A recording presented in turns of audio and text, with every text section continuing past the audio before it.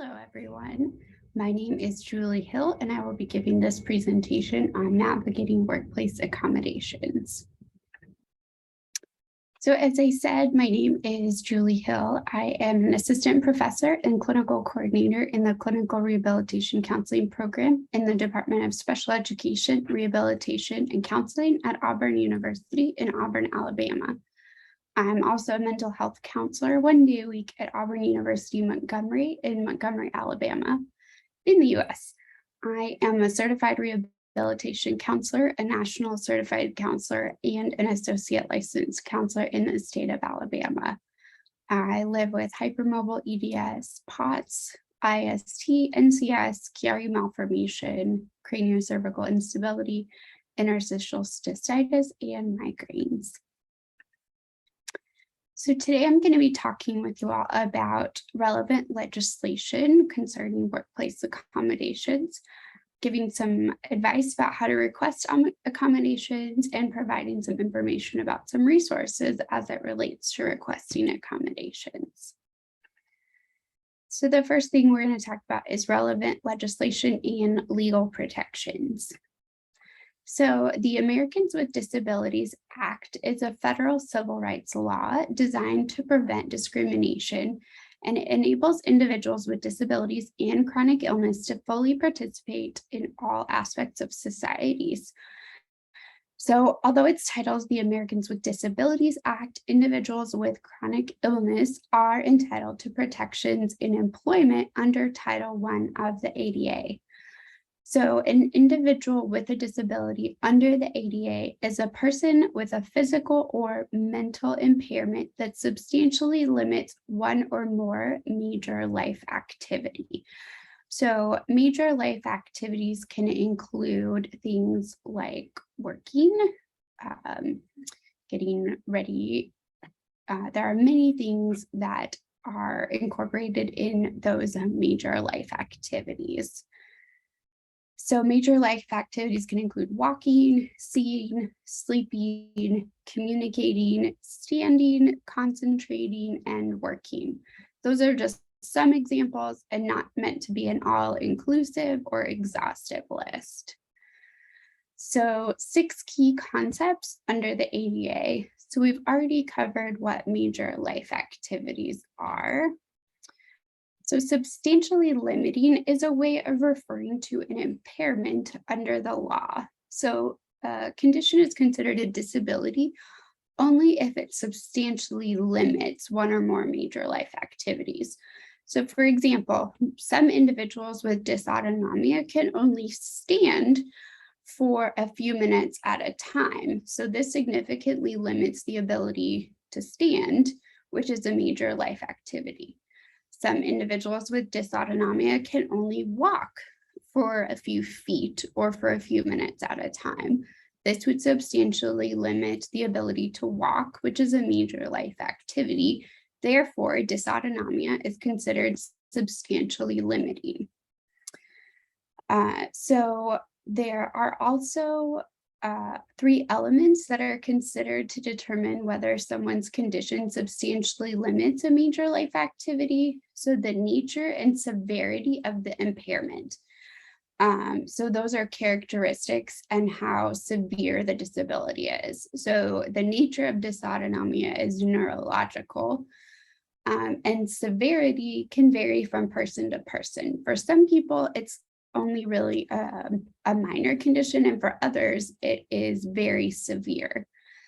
The expected duration of the impairment is lifelong. After the onset of dysautonomia, it doesn't go away. It can get better sometimes for people with management of symptoms, and sometimes symptoms can improve with medication or other ways of managing dysautonomia. And symptoms can wax or wane over time, but it doesn't ever go away. And then expected impact of the impairment. This is how the disability will impact the individual and their ability to function. So this varies from individual to individual, but in general, people with dysautonomia have their ability to sit, walk, stand, sleep, think, concentrate, etc. impacted. So the third concept is qualified individual. So this is when you're looking at a job listing or a job advertisement. A qualified individual is a person with a disability, someone who meets the required skills, experience, education, and other requirements related to the job and can perform the essential or required functions of the job with or without reasonable accommodations. So you still need to meet the qualified and experience for the job in question. So if the job requires a master's degree and you don't have a master's degree, the ADA is not going to help you get the job. But let's say the job requires that you need to be able to stand for 6 hours at a time. You can get an accommodation to have a stool at your job station. That is an accommodation that would help you meet the essential functions of the job. So you still need to be able to meet the skills and experience and education of the job.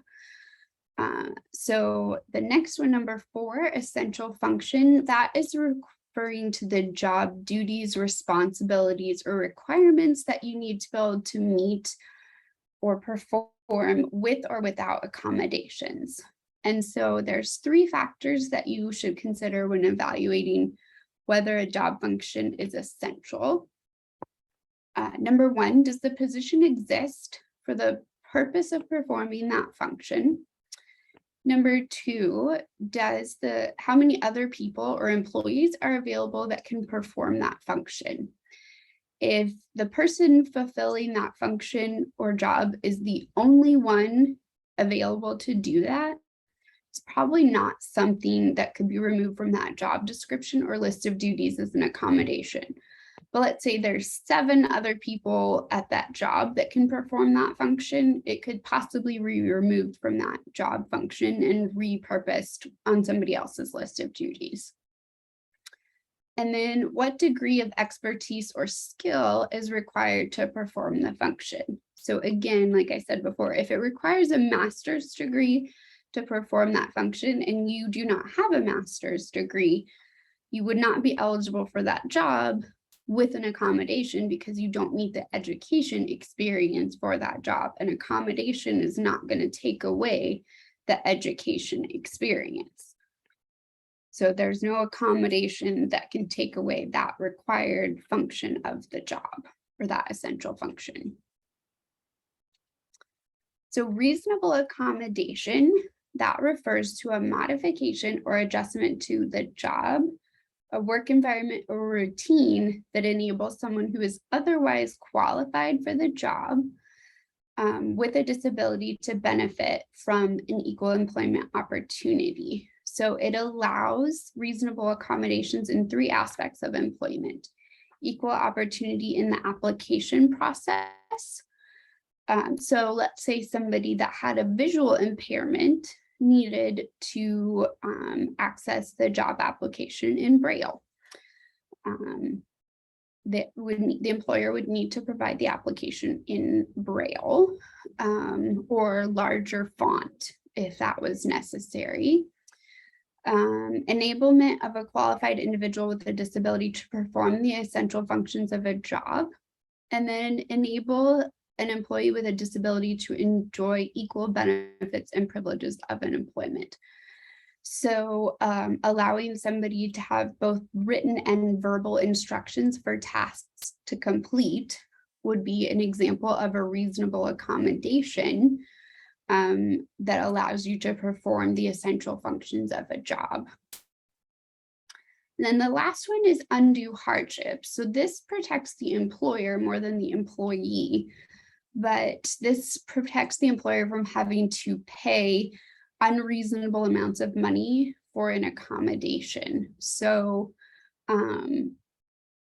asking an employer to remodel an entire floor or install an elevator would be unreasonable hardship or undue hardship, whereas moving employees' office to the first floor so that you don't have to climb 6 flights of stairs would be a reasonable accommodation. So again, reasonable accommodations are required by law under the ADA.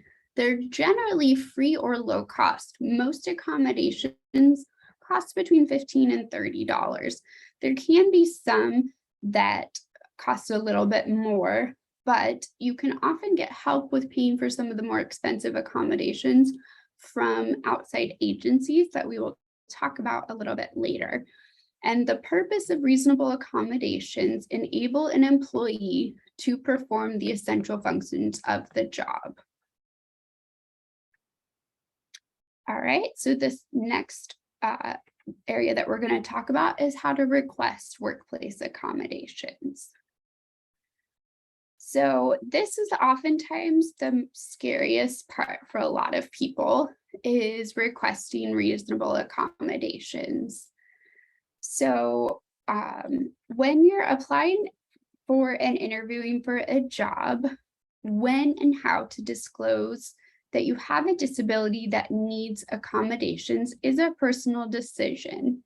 Many people are concerned about discrimination or concerned that they won't get a job if they disclose that they need accommodations. Now, legally, employers are not allowed to discriminate against you because you have a disability, but that doesn't mean that people are not still concerned about that. So many individuals choose to wait until you've been offered the job and accept the job before discussing accommodations if possible. This is up to you. You are welcome to disclose that you need accommodations when applying for a job or at the interview process if you feel comfortable with that. This is a completely personal decision and up to you. Others choose to wait until they're at the job and see what the job functions are that they're struggling with, that they may need accommodations for. Because you may think you need accommodations and then find out that the workplace is set up differently than you thought it would be, or that you don't actually need the accommodations you thought you would, or vice versa, the workplace is set up differently and you actually need different accommodations than you thought you would. So the first thing you need to do is find out who handles accommodation requests at your job. So depending on the size of the company you're working for, there may be a designated person in human resources, or if human resources is one person, it might be the person at human resources. It might be your supervisor. It just depends on how big the company is that you're working for. So you are going to want to speak to that person, but also put your request in writing to make sure that you're covered.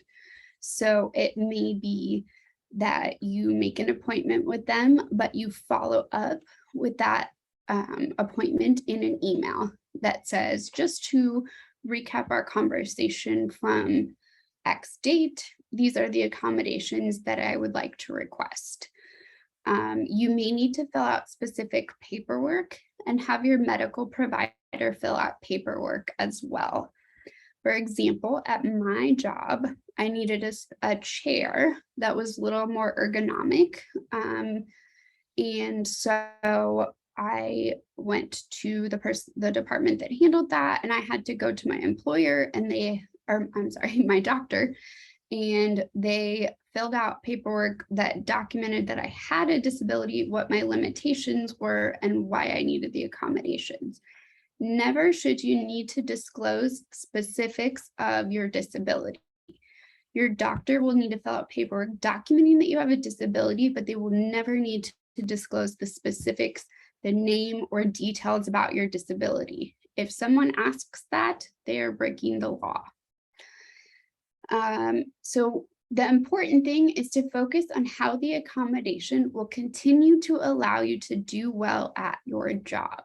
Not that you're getting special treatment, not that it is a favor to you, but that by allowing me to to have X accommodation, I will be more productive. I will be able to continue to perform well. I may even perform better, and I will continue to be able to fulfill the essential functions of my job. So here is a list of some possible accommodations that could benefit individuals with dysautonomia. This list is not meant to be exhaustive or all-inclusive.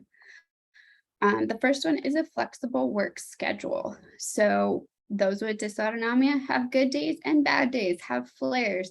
The days where it's difficult to get out of bed, maybe you need to be able to work from home, where you can be lying down or have your feet elevated as much as possible. Or maybe you work half days where, let's say, mornings are really good for you, but as the day goes on, you kind of struggle. That goes along with the second one, remote work or working from home as needed. So when you have a flare, you're allowed to work from home.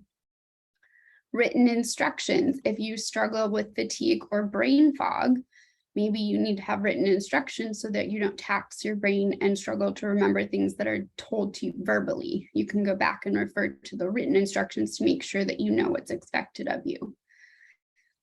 Being able to have a scheduled breaks so that you can get some salt, some fluids, some snacks, or give your brain a break. Having a seated workstation, if your job requires a lot of standing, being able to sit when possible so that you don't tax your body. Alternatively, being able to alternate between sitting and standing, so you have a standing desk so that you avoid that blood pooling in your legs and feet. Being able to keep food and drink at your workstation so that you stay hydrated and have the energy that you need to continue through your workday.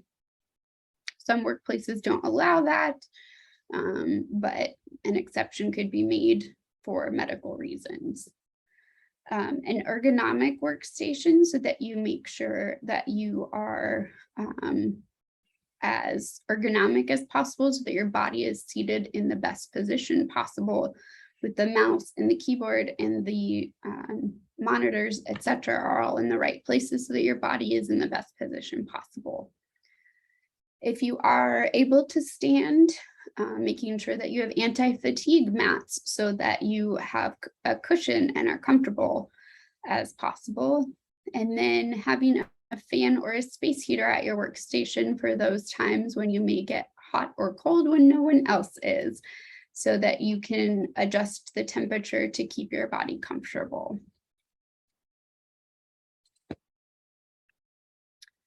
All right, and then I'm going to wrap up with some really helpful resources. So Job Accommodation Network is a really excellent resource. The website is https://askjan.org. You can create an account there and save things. You can, they have, this is the picture here. So they have pages for employers, for individuals. You can search by either types of accommodations, types of disability. They will talk with your employer. You can schedule an appointment with them if you have questions. They have great resources. They offer webinars and publications. They're just a really great overall resource. And then finally, state vocational rehabilitation. So for those of you living in the US, this is a really great resource and it is free to you.